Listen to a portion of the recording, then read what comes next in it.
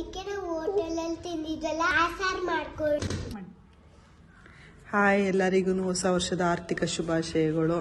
ನೋಡಿದ್ರಲ್ಲ ನನ್ನ ಮಗು ಹೇಗೆ ಕೇಳಿದ್ಲು ಅಂತ. ಮಾಡೋಣ ಬನ್ನಿ ಸಾಂಬಾರು ಹೇಗಿರುತ್ತೆ ಅಂತ. ಈಗ ಫಸ್ಟು ಸ್ಟವ್ ಹಚ್ಕೊಳ್ಳೋಣ, ಒಂದು ಪಾತ್ರೆ ಇಟ್ಕೊಂಡು ಅದಕ್ಕೆ ಹೆಸರು ಬೇಳೆ ಹಾಕ್ತೀನಿ ನಾನು. ತಂಪಿರುತ್ತೆ ಹೆಸರು ಬೇಳೆ, ಆರೋಗ್ಯಕ್ಕೂ ಒಳ್ಳೇದಿರುತ್ತೆ, ಹಾಗಾಗಿ ಹೆಲ್ತಿಗೆ ತುಂಬ ಒಳ್ಳೆಯದು.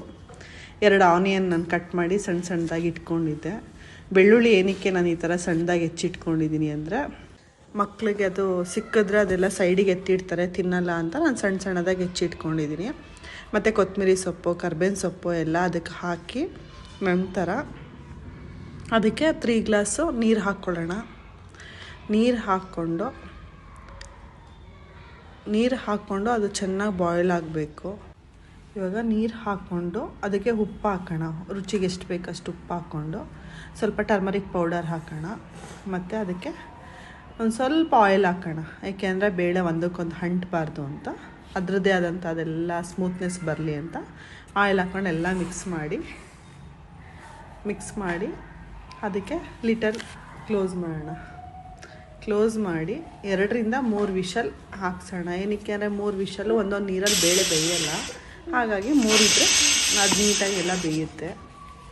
ಬೆಂದ ನಂತರ ನೋಡೋಣ ಹೇಗಾಗಿದೆ ಅಂತ ಓಪನ್ ಮಾಡ್ತಾಯಿದ್ದೀನಿ. ಇವಾಗೆಲ್ಲ ನೀಟಾಗಿ ಆಗಿದೆ ನೋಡಿ. ನಾನು ಹಾಕಿರೋ ಐಟಮ್ಸ್ ಏನೂ ಕಾಣ್ತಿಲ್ಲ, ಎಲ್ಲ ನೀಟಾಗಿ ಎಲ್ಲ ಸಣ್ಣದಾಗಿದೆ. ಇವಾಗೆಲ್ಲ ನೀಟಾಗಿ ಮಿಕ್ಸ್ ಆಗಿದೆ. ನಾನು ಟೊಮೊಟೊನ 2 ಟೊಮೊಟೊ ತೊಗೊಂಡಿದ್ದೆ.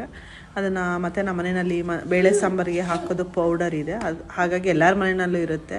ನೀವು ಮಸಾಲೆಗೆ ಏನು ಪೌಡರ್ ಯೂಸ್ ಮಾಡ್ತೀರೋ ಅದನ್ನು ಹಾಕ್ಕೊಂಡು ಎಲ್ಲ ನೀಟಾಗಿ ಮಿಕ್ಸ್ ಆಗಬೇಕದು. ಮಸಾಲೆ ಎಲ್ಲ ಅದಕ್ಕೆ ಹಾಕ್ಕೊಂಡು ಎಲ್ಲ ಮಿಕ್ಸ್ ಮಾಡೋಣ. ಮಿಕ್ಸ್ ಮಾಡಿ ಇವಾಗ ನೋಡಿ ಕನ್ಸಿಸ್ಟೆನ್ಸಿ ಎಷ್ಟಿದೆ ಅಂತ, ಗಟ್ಟಿಯಾಗಿದೆ. ಅದಕ್ಕೆ ಸ್ವಲ್ಪ ನಾನು ಮಸಾಲೆದೆಲ್ಲ ರುಬ್ಬಿದ್ನಲ್ಲ, ಅದಕ್ಕೆ ನೀರು ಹಾಕ್ಕೊಂಡು ಅಳತೆ ನೋಡ್ಕೊತಾ ಇದ್ದೀನಿ ಹೇಗಿದೆ ತಿಕ್ನೆಸ್ಸು ಅಂತ. ಇವಾಗ ನೋಡಿ ಕರೆಕ್ಟಾಗಿದೆ, ನಿಮಗೆ ಕಾಣ್ತಾ ಇದೆಯಲ್ಲ ತಿಕ್ನೆಸ್ಸು. ಇವಾಗ ಮತ್ತೆ ಅದನ್ನು ಮಸಾಲೆ ಎಲ್ಲ ಹಾಕಿದ್ವಲ್ಲ ಮತ್ತೆ ಬಾಯ್ಲ್ ಮಾಡೋಣ ನೀಟಾಗಿ.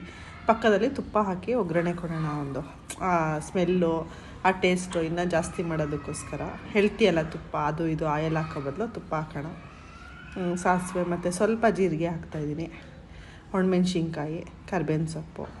ಬೆಳ್ಳುಳ್ಳಿ ಏನಕ್ಕೆ ಹಾಕಲ್ಲ ಅಂದರೆ ನಾನು ಅಲ್ಲಿಗೆ ಹಾಕಿದ್ನಲ್ಲ, ಅದಕ್ಕೋಸ್ಕರ ನಾನು ಬೆಳ್ಳುಳ್ಳಿ ಹಾಕ್ತಾಯಿಲ್ಲ.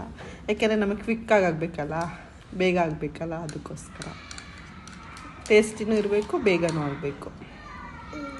ಓಕೆ, ಈಗ ಒಗ್ಗರಣೆ ಆಯಿತು. ಅದರಲ್ಲಿ ತುಪ್ಪ ಇರೋದ್ರಿಂದ ನಾನು ಅದನ್ನು ವೇಸ್ಟ್ ಮಾಡ್ತಾಯಿಲ್ಲ. ಮತ್ತು ಅದಕ್ಕೆ ಡಿಪ್ ಮಾಡಿ ಅದನ್ನೆಲ್ಲ ತುಪ್ಪ ಅದು ಸಾಂಬಾರೊಳಗಡೆ ಹೋಗಲಿ ಅಂತ ತೆಗೆದೆ. ನೋಡಿ ಆಗೋಯ್ತು ಸಾಂಬಾರು ಬೇಗನೆ. ಈಗ ನೋಡಿ ಇಡ್ಲಿಗೆ ಎಲ್ಲ ಸರ್ವ್ ಮಾಡ್ತಾಯಿದ್ದೀನಿ. ನೋಡಿ ಹೇಗೆ ಕಾಣ್ತಾ ಇದೆ ಅಂತ, ಕಲರ್ಫುಲ್ಲಾಗಿ ಕಾಣ್ತಾ ಇದೆ. ಬಟ್ ನೋಡೋದಕ್ಕೂ ತುಂಬ ಚೆನ್ನಾಗಿದೆ. ಓಕೆ, ನನ್ನ ಮಗಳಿಗೂ ತುಂಬ ಇಷ್ಟ ಈ ಸಾಂಬಾರು ಅಂದರೆ, ಮಕ್ಕಳೆಲ್ಲ ತುಂಬ ಇಷ್ಟಪಟ್ಟು ತಿಂತಾರೆ. ನೀವು ಮಾಡ್ಕೊಂಡು ತಿನ್ನಿ, ಕಮೆಂಟ್ ಸೆಕ್ಷನಲ್ಲಿ ತಿಳಿಸಿ ಹೇಗಿದೆ ಅಂತ. ಲೈಕ್ ಮಾಡಿ, ಶೇರ್ ಮಾಡಿ. Thank you.